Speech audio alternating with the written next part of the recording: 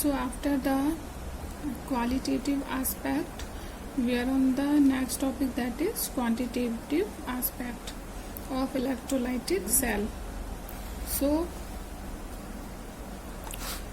basic what we have to remember for this is charge on 1 mole electron.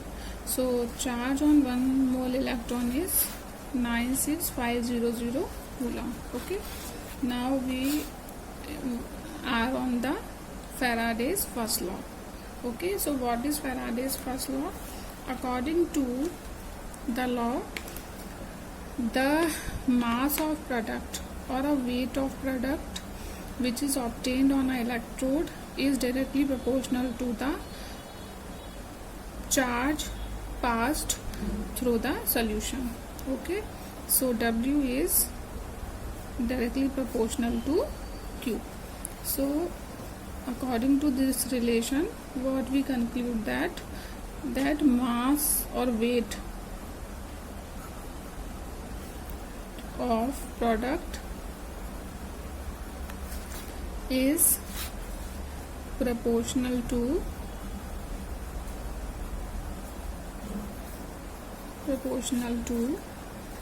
the current passed through it or a charge to a charge. Okay, that is Q. Now when we remove the proportional sign, then we have to use some constant. So what the constant we will use here, that is Z. Okay, now W will equal to the ZQ. Okay, now so we can also write it like Z is equal to W upon Q. Okay, now let the charge Q be 1 coulomb. So if charge Q will be 1 coulomb, then the value of Z will exactly equal to the W. Okay, so what we concluded, that the value of Z is equal to the weight of the product. And what is Z here? It is equivalent constant. So Z is equivalent constant. Okay, now if we want to calculate the Z, so how can we calculate it?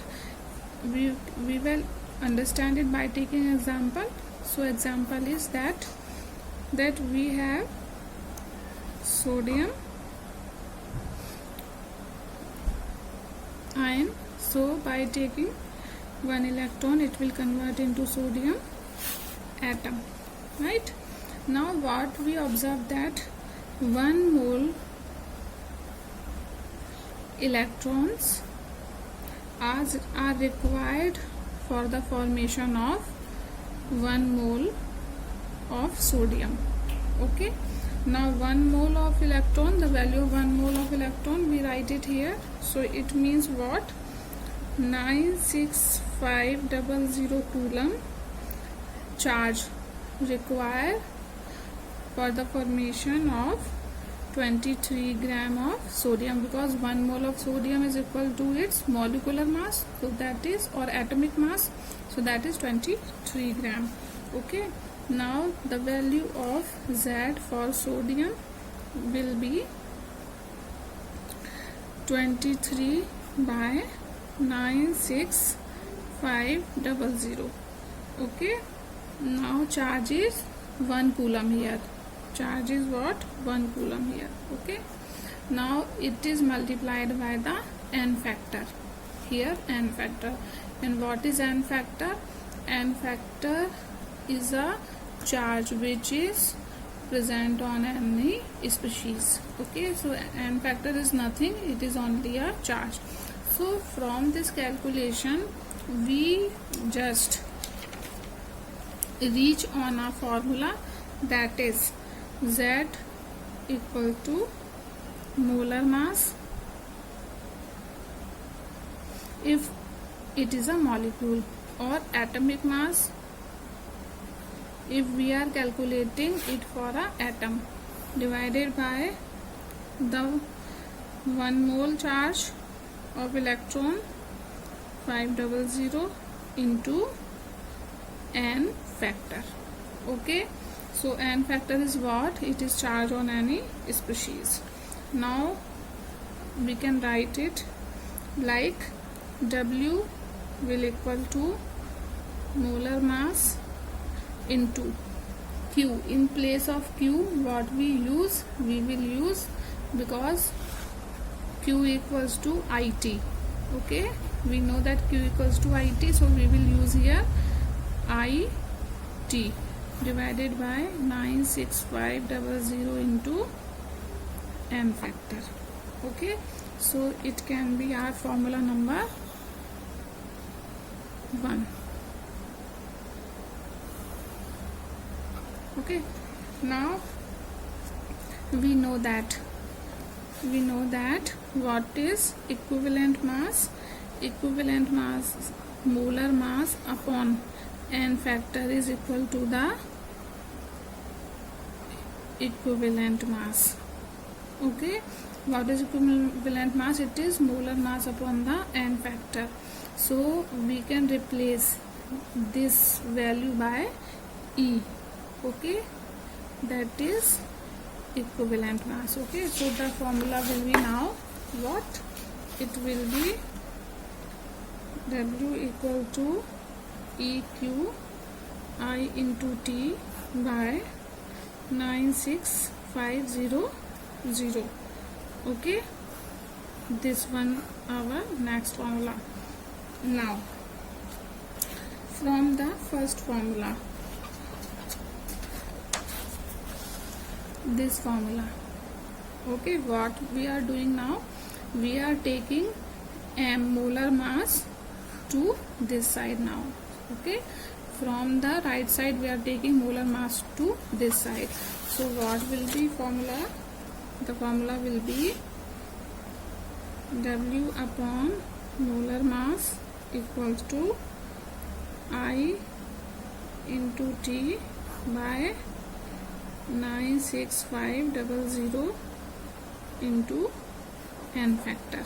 Okay, now it is a mass of a component upon molar mass, and we know it is equal to the moles. So n equal to what? Upon molar mass. So we will replace this value by moles, that is n. So the formula will be now n equals to I into T by 96500 into n factor. These are the formula which we will use in a numericals.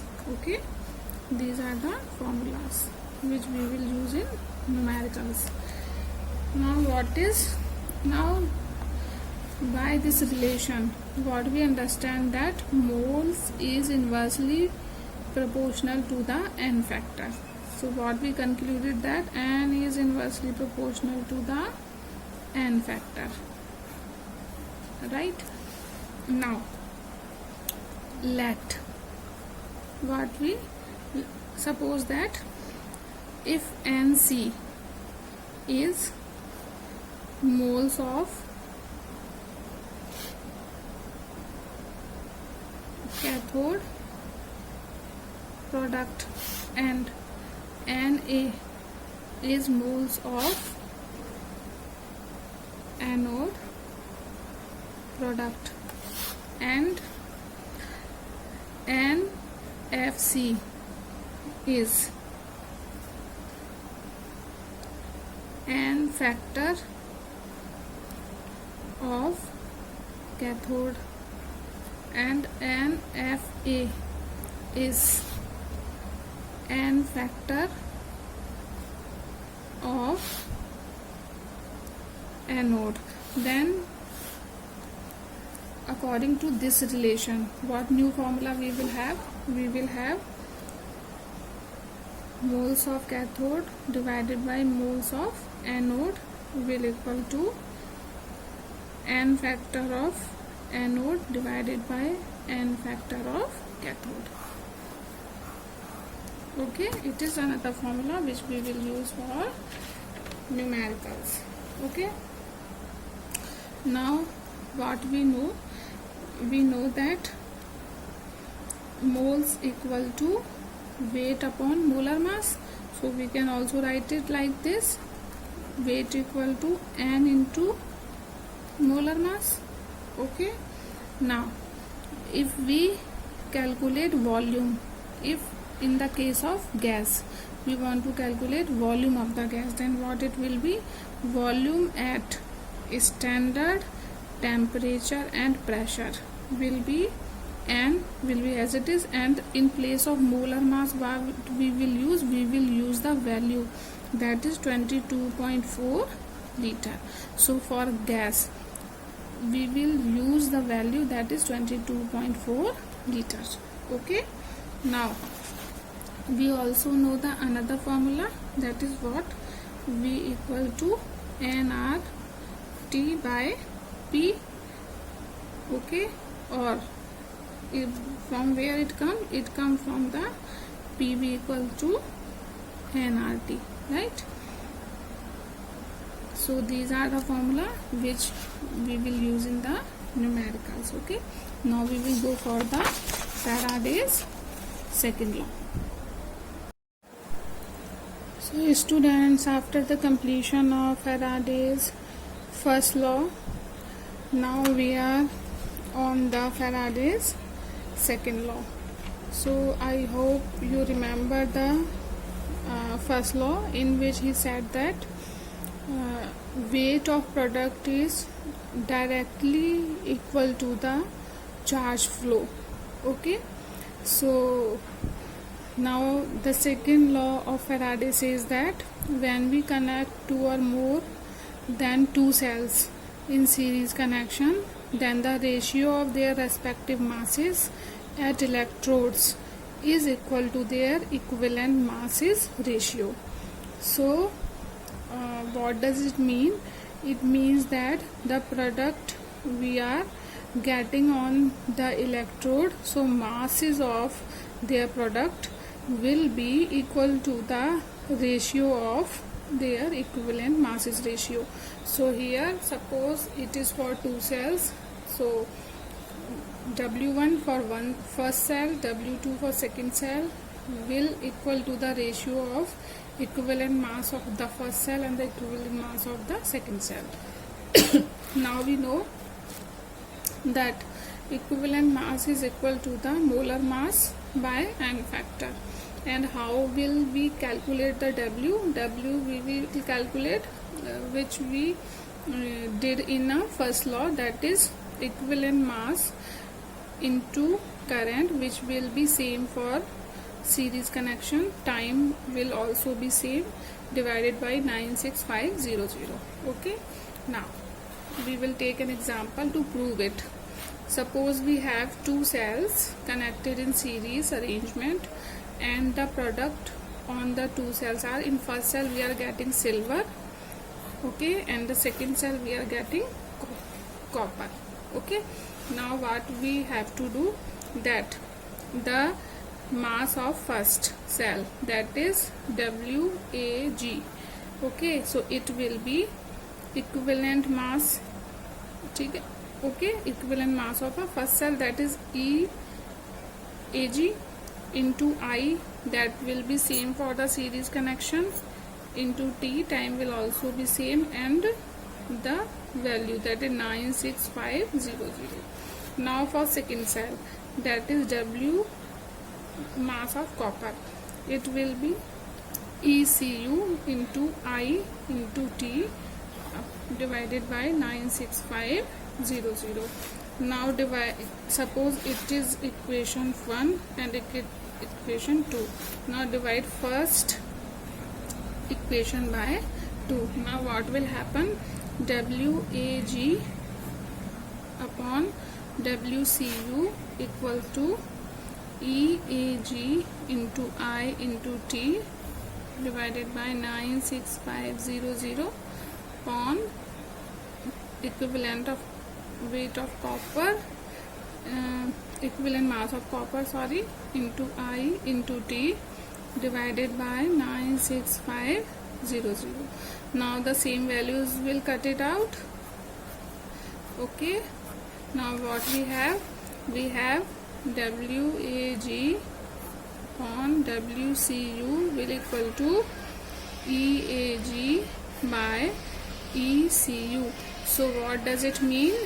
It means that mass ratio of the cell will be equal to the equivalent masses ratio of their equivalent masses. So it is proved now.